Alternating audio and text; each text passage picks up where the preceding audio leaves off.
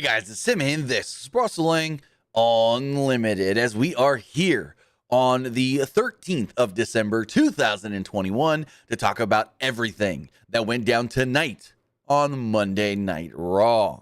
Tonight's Monday Night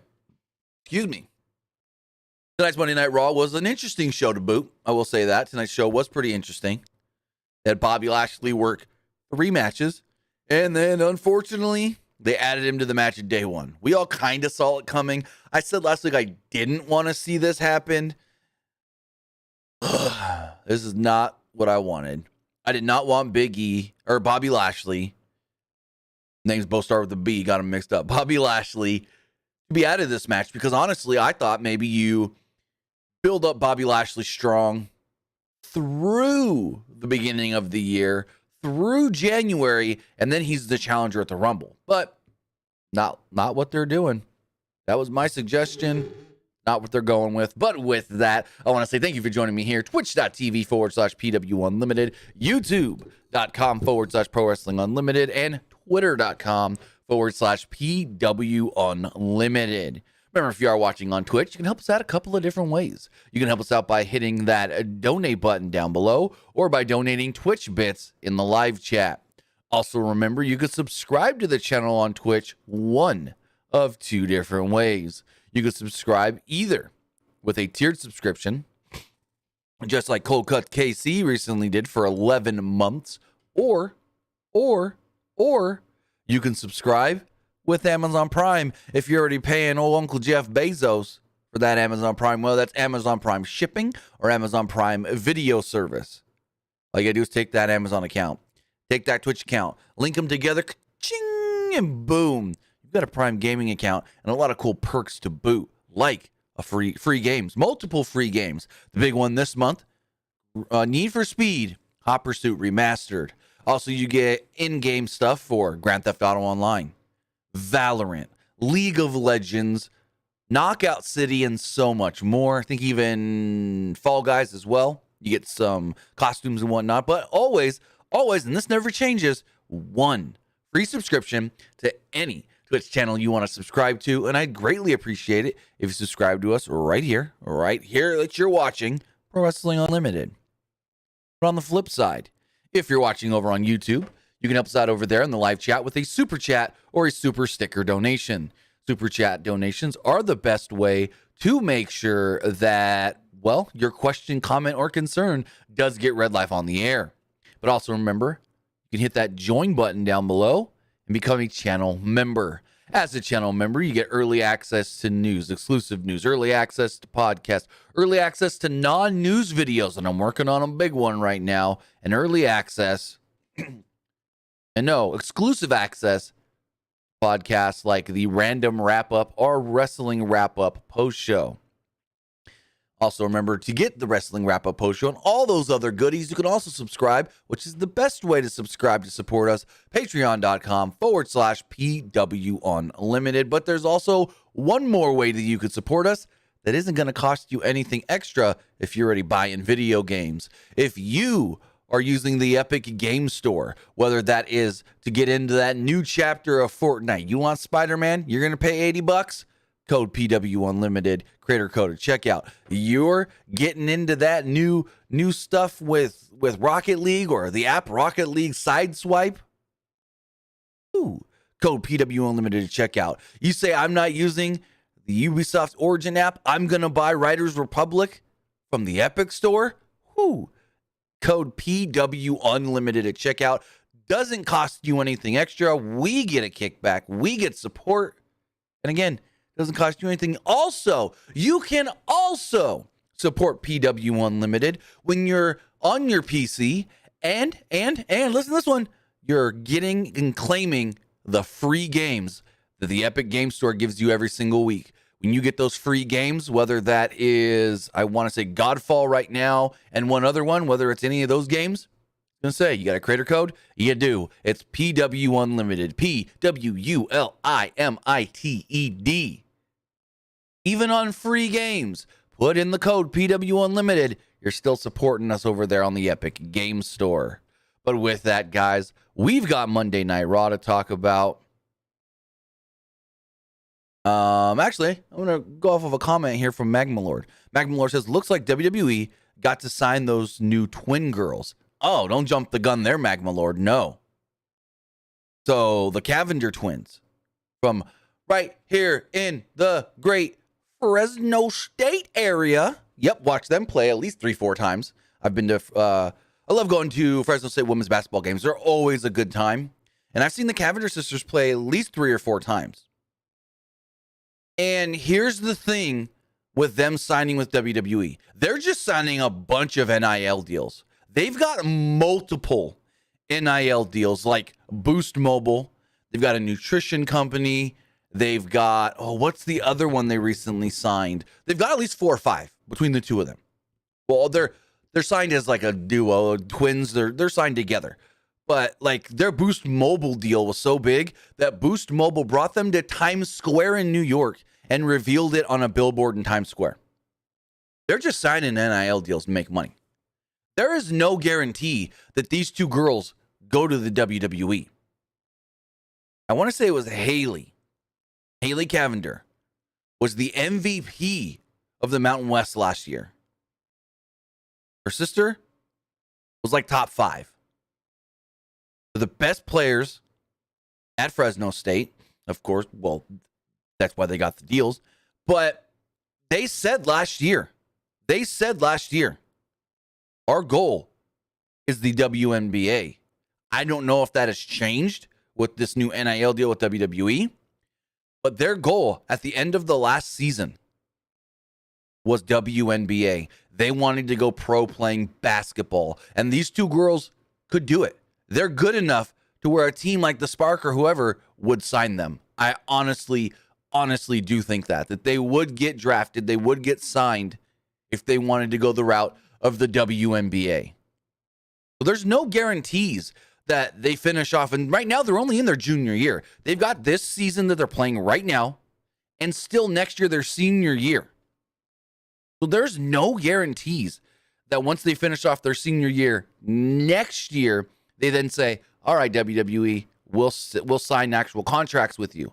There's no guarantee. Because again, if they get looks from the WNBA, if they get scouted to go pro in basketball, again, I haven't heard their stance on this year, especially since the WWE NIL deal. But last year, they were heavy on, we want to go WNBA. So just because they signed an NIL deal with WWE doesn't mean, boom, they're going to the WWE. It doesn't mean that at all. It's a possibility for them, a good possibility for them, but it's not a guarantee. And none of these athletes that WWE has signed to NIL deals are guaranteed to go to WWE. Now, there are some that are more possible than others, like the track and field stars, who you really, other than going to the Olympics, can't go pro playing or doing track and field. But these no. Well, yeah, the wrestlers are also in that same boat as track and field. Once you go to, your highest is Olympics and then pro wrestling. But like the football players they signed, the basketball players they signed, I can't remember if they signed anyone that plays soccer, though.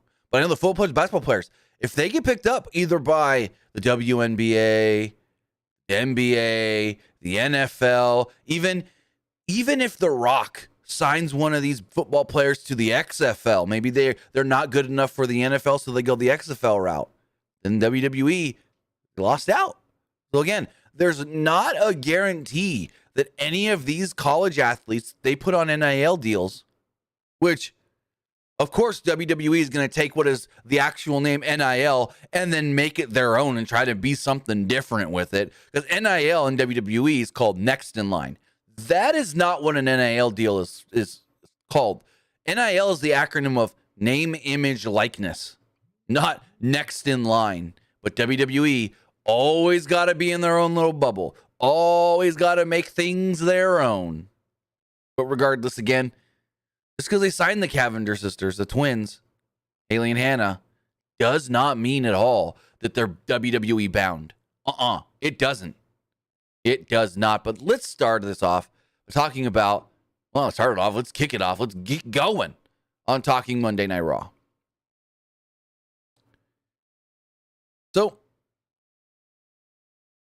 And my notes just froze. Let's refresh this really fast. All right, here we go.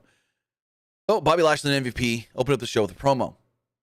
They called Lashley the most dominant man in WWE, or no, dangerous. I read that wrong. Dangerous man in WWE. And people were, quote, afraid to even say his name. MVP said that Lashley was disrespected and should have been added to the title match at day one. And then out comes Kevin Owens. Owens informed them that he wasn't being disrespectful to Lashley last week. In fact, he hasn't thought about anything Lashley to do with well, in back to 2 years. He said he hasn't thought about Lashley in 2 years, which makes sense because, well, he's been on SmackDown. Lashley's been on Raw. Why wouldn't you care about a Raw guy? Owens said that he and Rollins earned their title shots. Rollins won a fatal four-way. He defeated Big E, technically. Lashley, well, has not earned it at all. Owens called himself the greatest superstar in history and wanted to give the fans a champion that they can be happy with. He got some cheers from the crowd, but not many. Owens then didn't think that Lashley should be added to the match and was ready to go and get Sonya Deville and Adam Pearce to tell them, don't do it. There's no reason for this at all. When out would come Seth Rollins. Lashley dared Rollins to come fight him in the ring. Owens thought, hey, yeah, good idea. Sure, go fight him, Seth. Maybe we can fight him together. Owens then told Rollins, go into the ring first. But Rollins wasn't buying it. They argued for a little bit before Big E would interrupt. Big E called them all idiots. He reminded Lashley that he beat him to become the champion and beat him inside of a steel cage. And he had no problem beating him again. This would then bring out both Adam Pearce and Sonya Deville. They would go on to announce that, well, Lashley getting added to the match day one, not a bad idea, but Owens is right. You gotta earn it. They said if tonight you can win 3 matches, one against Big E, one against Rollins, and one against Owens, all in separate singles matches, then you can earn your way into the match at day one. Okay. Lashley working 3 matches tonight. Not going to say anything here, but remember last time someone had to work multiple matches in one night and why they had to pad the show like that? Just saying. Earlier today, Randy Orton asked Riddle why he still had the sports coat from last week. Riddle wanted to reminisce over last week, but Orton told him he should be getting ready for his match.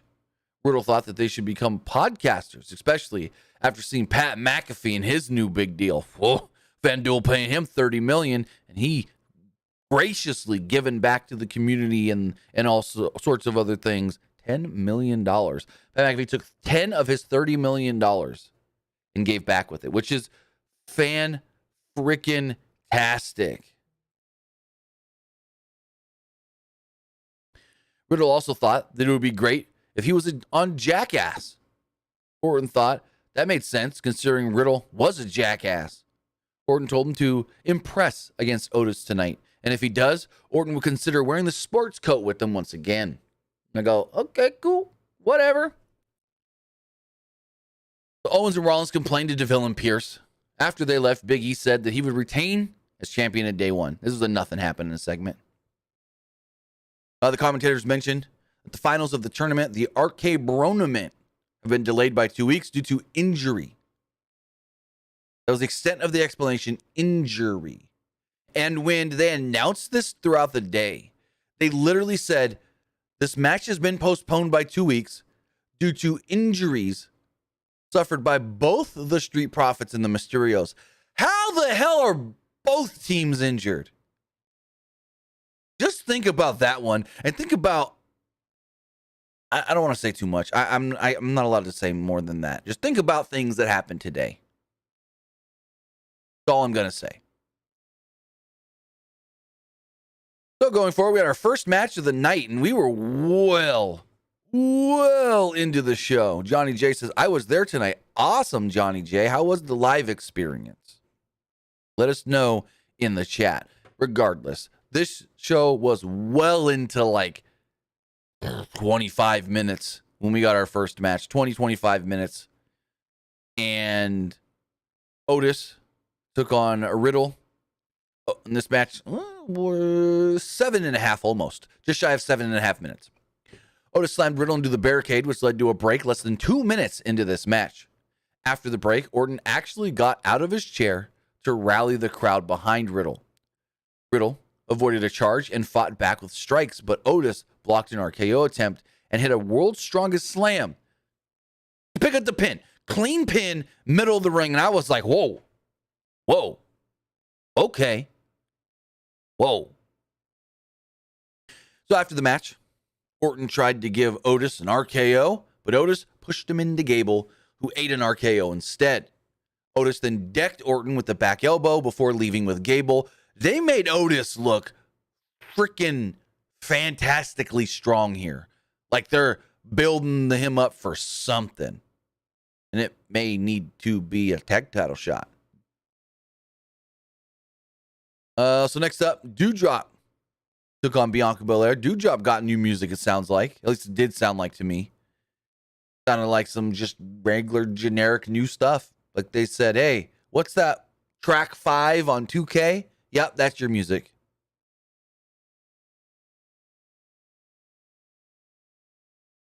Going forward, we had a 10.5-minute match. Bianca Belair versus Doudrop. Doudrop placed Belair upside down over the top rope and wrenched her legs early before kicking her in the forehead. Doudrop followed this up with an elbow drop, which sent Belair to the outside, and that sent us to a commercial break. Belair then fought back after the break, but Doudrop cut her off with the Michinoku driver for a 2. She followed this with a back suplex for another 2 count. Doudrop went for the Vader bomb, but Belair countered into a power bomb and followed this up with a 450 splash to pick up the victory. Again, 10.5 minutes. Crowd popped big when Bianca got the pin, so that's really, really good. That was really good. I thought the match was just as solid as their match last week, but actually had a real finish. So I was happy with it. I was happy with this match. Yet, after Belair celebrated, Doudrop decked her from behind. And Belair was ready at the stage, so I'm not sure how she didn't see Doudrop from behind. But regardless. In the back, Kevin Owens told Kevin Patrick that this entire situation was trash. The fact that he had to wrestle Lashley first was trash. And then the city of St. Paul, Minnesota was trash. He planned on putting an end to this whole thing by beating Lashley first and just getting it all out of the way. So as we go into the second hour, they did talk about all the 15 athletes that were signed in the NIL deal, and then they showed Gable Steveson, Olympic gold medalist and WWE roster member Gable Steveson. They say he's under a NIL deal because legally he can't be under a real contract and still wrestle for the Gophers. So, yeah, we'll see. Whoa, Bangs! Bangs here says, I will be at Mania. No way. Congratulations on securing WrestleMania tickets, Mr. Bangs. There's still a slight chance I go. Not 100%, but there's still that slight chance. Very slight. Especially since it's in Dallas. Because my best friend lives in the Dallas area and I have a place for free to stay with a computer better than mine and internet better than mine where I can get from the building back to his house and do the review with no issues having to go, oh, hotel internet's out. Nope. Go to his house. He's got better setup than I do. But regardless, that's still like a 20-25% chance I even go to Mania next year. Would be fun for my birthday weekend since my birthday's that Sunday, but we'll see. But congratulations, Bangs, on getting WrestleMania tickets. So going forward, Bobby Lashley took on Kevin Owens. Both Bobby Lashley and MVP acknowledged Gable Steveson sitting over by the commentary desk. Lashley early on avoided a senton and Owens crashed against the mats on the outside, and that spot did not look fun for Kevin Owens. He did that front flip dive off the apron. Bobby Lashley swoop sidestepped him, and that sounded like it hurt. Lashley also tackled him into the barricade. Owens quickly recovered and a super kick in the ring. Owens drove Lashley's shoulder first into the post before hitting a cannonball and a senton for just a 1 count. Owens hit a tornado DDT and barely got a 2 off it. Lashley followed this with a shoulder tackle and a neck breaker and a dominator. Owens tried fighting back, but Lashley blocked a stunner attempt and hit a spine buster. Lashley then, here's the thing, Lashley then went for the hurt lock. Owens' one arm up, locked in. As the other arm was coming up to get locked in, it gets about, 80% there. Owens just taps. And Lashley kind of goes to the one arm and is like, tapping already? He just taps. And I like this. And Corey Graves also mentioned this. Maybe that was strategic by Owens. Not strategic as far as, I'm helping Lashley get into the match. Strategic as far as, he can hurt me with this hurt lock to the point where I can't compete at day one. So, if he can't injure me with his submission, I'm still good to go. Hopefully Seth and Big E can take him out later. So, Owens taps out before the move is even fully applied, just because he doesn't want to get injured, which is smart. Very smart. He gets to Rollins, who was very pissed off in the back. He said Owens didn't even try, and DeVille said, well, you know what, Seth? You're going to face him next. But then got another video. Veer Mahan is coming to Raw. Doesn't say when, don't know how. He's coming to Raw.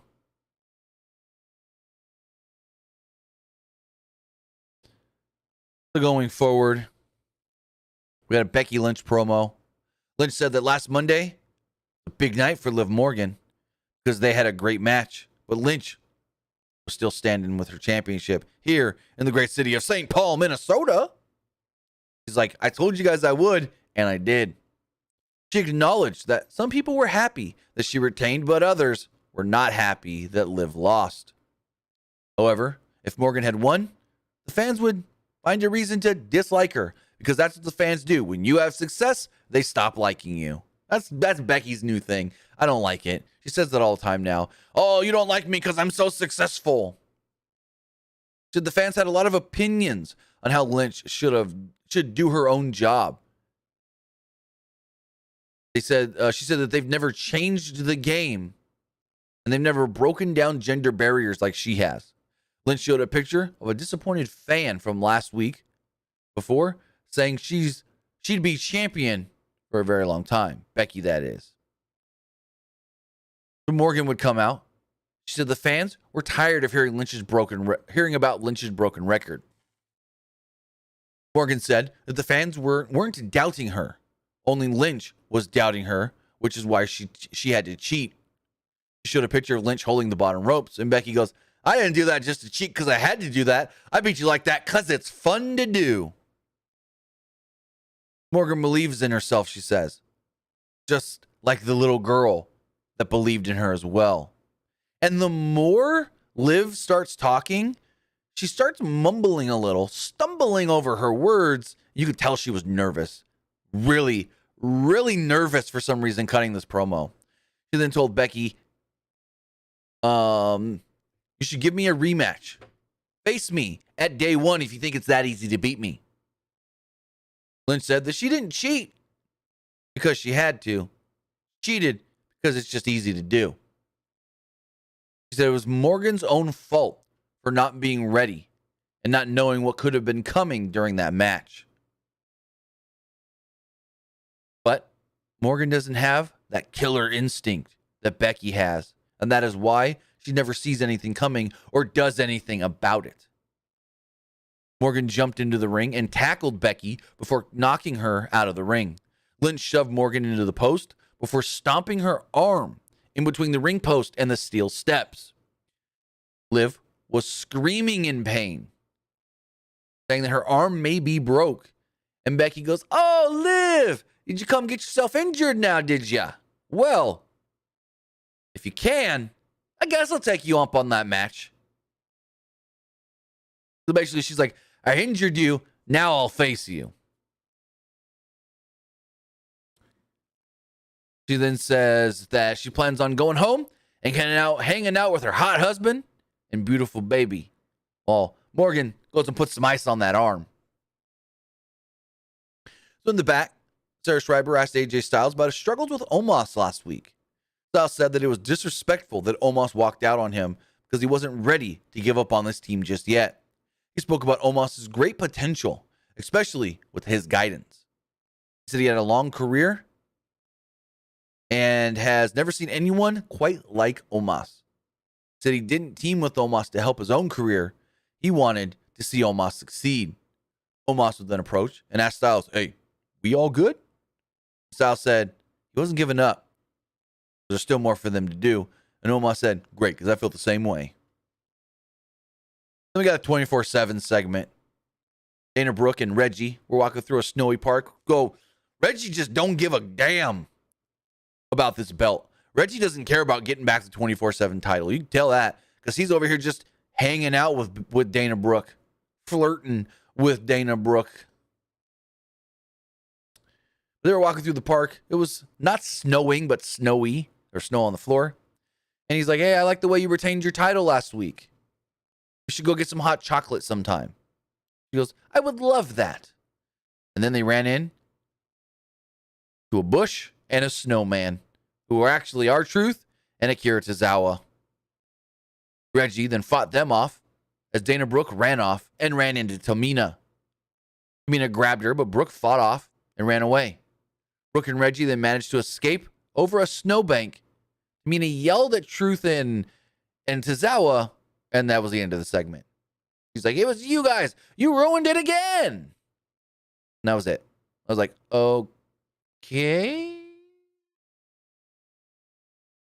Sure. Next up, we had tag team action. It was Robert Roode and Dolph Ziggler against the U.S. champion Damian Priest and Finn Balor. This match did go through a commercial break. I didn't get a time for this one. Balor ran wild on the heels following said commercial break. Roode gave Priest a spine buster outside of the ring, so Balor wiped out both Roode and Ziggler with a flip dive, and they really didn't catch him. So, yeah, Finn hit hard on the floor. He popped right up. So that's good to see.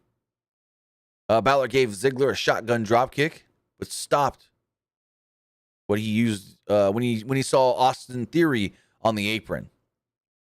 Balor clothesline Theory, but Ziggler used the distraction to hit a zigzag and pick up the victory. Theory then took a selfie over Balor, but then bailed when Priest ran after him. I mean, this looked good, but it was kind of short. It really didn't last too long. And the whole stuff with Austin Theory and Finn Balor, okay, cool. So in the back, Nikki ASH spoke to Rhea Ripley. Nikki was showing self-doubt and admitted she hasn't been sleeping well lately. Ripley told her that she wanted to be in this team with her because of the spirit that Nikki has shown her. She said, "Nikki, you won Money in the Bank and you beat Charlotte Flair one-on-one, something I was never able to do." Ripley says she wants to see that Nikki again. Nikki appreciated the kind words as they went down to the ring, as it was Queen Zelina versus Rhea Ripley. So last week when I criticized Zelina for having the Queen accent and then having the New York accent and going in and out, and I thought she was messing up, no, that's her gimmick.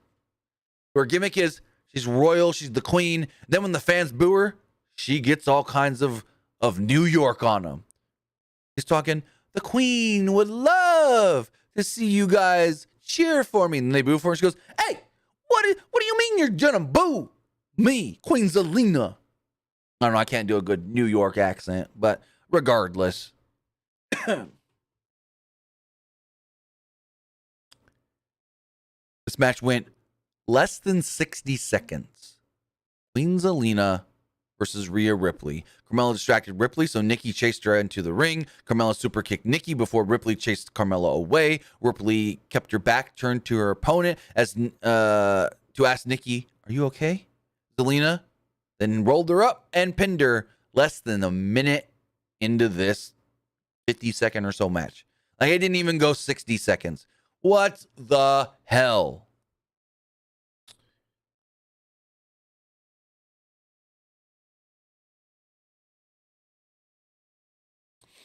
So going forward, we got Seth Rollins versus Bobby Lashley. Now, before this, Owens goes, "Hey, I got a plan, Seth.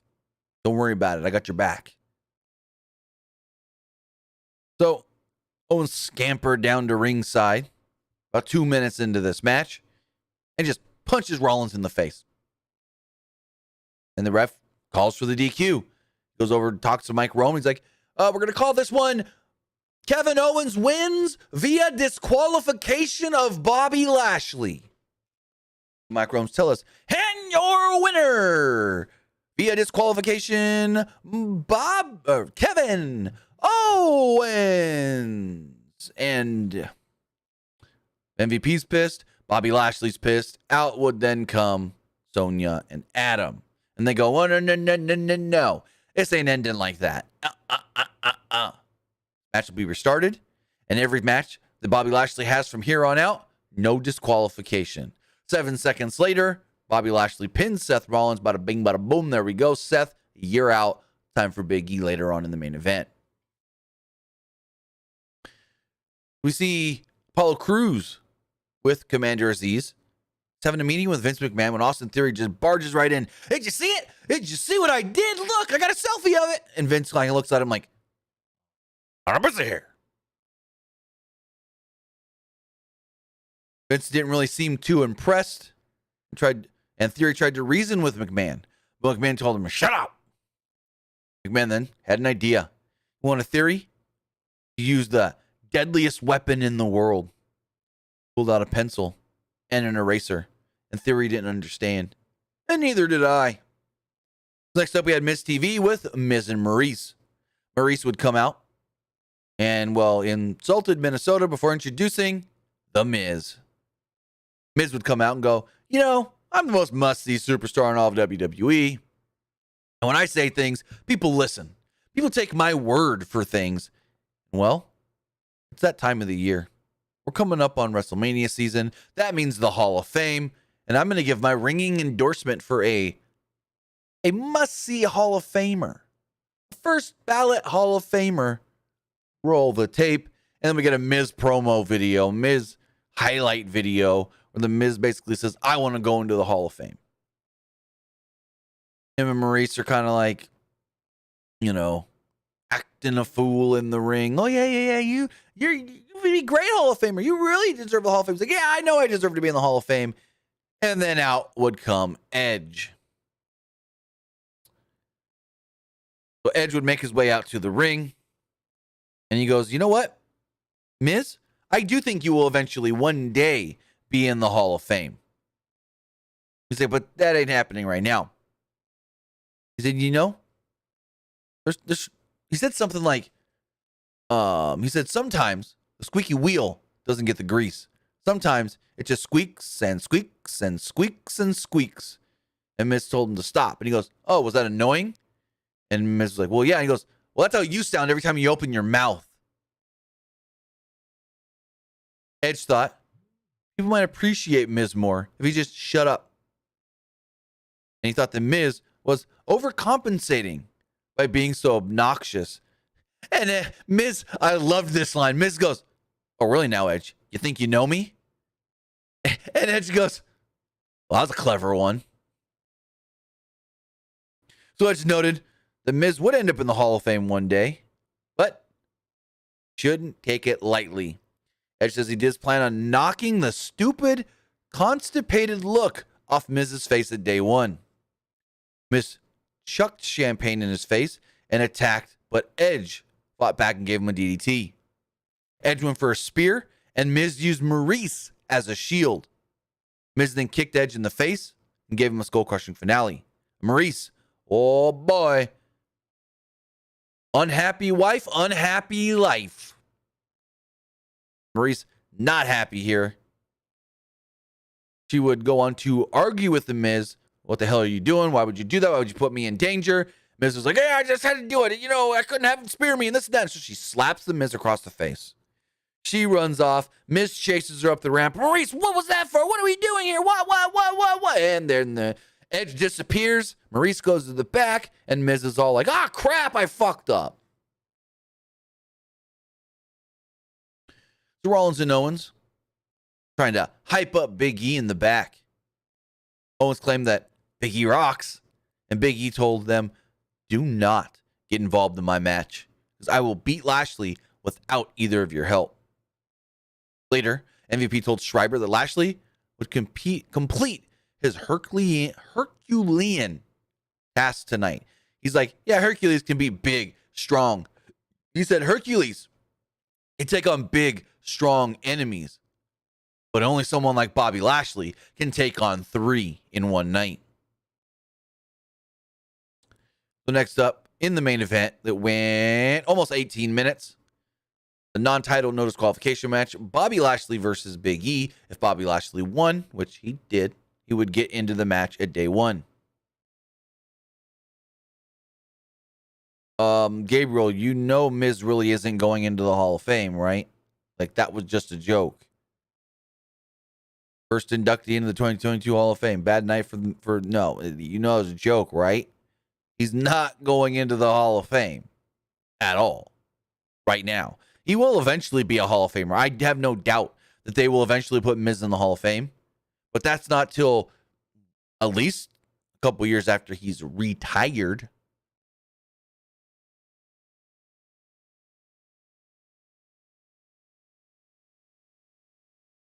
So Big E immediately went for a table, but Lashley knocked him down. Big E fought back and hit a STO before going back under the ring to grab another table. Lashley gave Big E a flatliner before wedging a steel chair between the turnbuckle. Big E came back with a belly-to-belly suplex before driving Lashley into said chair. After a commercial break, Big E hit a vertical suplex. He clubbed Lashley's chest and hit an apron splash. Lashley fought back and drove Big E into the post. Lashley set up a table next to the ring, but when Big E tried a spear, Lashley got his knees up and hit a choke slam through the table for a close near fall. After the second break, Big E drove Lashley into the steel steps. Big E also slammed Lashley onto them, and Lashley landed on the edge of the steps with, ooh, looked like it hurt. Big E blocked a hurt lock attempt, and Lashley came right back with a spear. Lashley seemingly had it won when all of a sudden, out would come Rollins and Owens. Break up the pin. Remember, no DQ. So Big E tried fighting them off, and they overwhelmed him. Lashley went after Rollins as Owens continued the attack on Big E. Big E then put Owens through a table outside of the ring, and Lashley speared Rollins through a table in the ring. Big E then jumped into the ring and was ready to fight Lashley, but MVP caused a distraction, grabbing him from behind, hitting him with a cane. Lashley then followed this up with a spear, pinned Big E, became the next competitor to challenge for the title. Yes, it will now be a fatal 4-way at the Day 1 pay-per-view for the WWE Championship. It will now be Big E defending against Kevin Owens, Seth Rollins, and Bobby Lashley. With that, guys, that was Monday Night Raw. I thought it was a pretty good show. I didn't think it was great or anything, but I thought, it was a good show. If you're looking for something to watch, go watch it. Why not? I mean, if you haven't watched Raw yet, I don't know why you'd be watching this review, but regardless, you know what I thought of the show. Now it's time to hear what you guys thought of tonight's Raw. Remember, you can put a super chat in the super chat or in the chat on YouTube, or you can text it into 510-906-1341. But first off, let's check the polls. Ooh, Twitch poll. 33%, 33%, 33%. Split a vote. I liked it. I didn't like it. It was all right.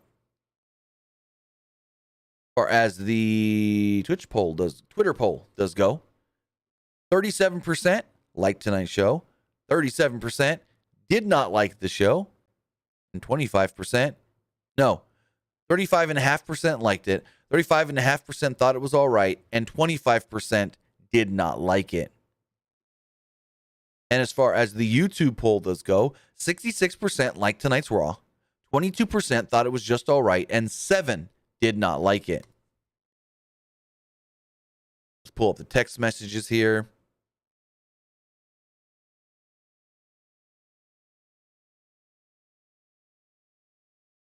Well, that's a goof text.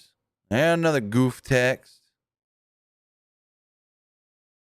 Or says, do you think Vince and creative are trying to separate Miz and Maurice before day 1? No, just like a miscommunication. Or not a miscommunication. Just Miz being Miz. Maurice getting mad about it. They'll be fine in a week or two. Or says, I think Raw did it right tonight. Is Ring of Honor gone for an...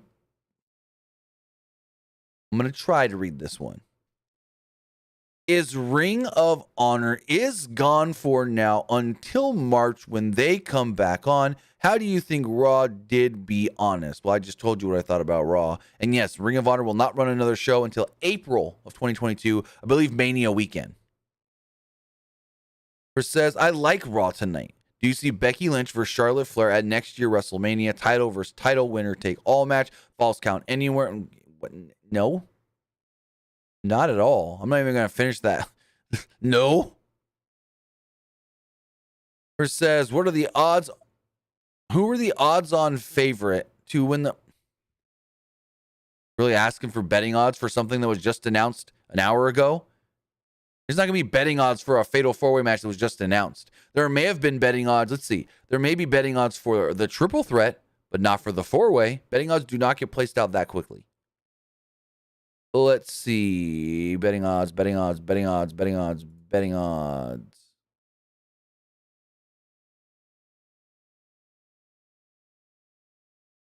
Big E was the favorite when it was a triple threat, but there are no betting odds with it being a four-way now. And again, betting odds do not get updated that fast.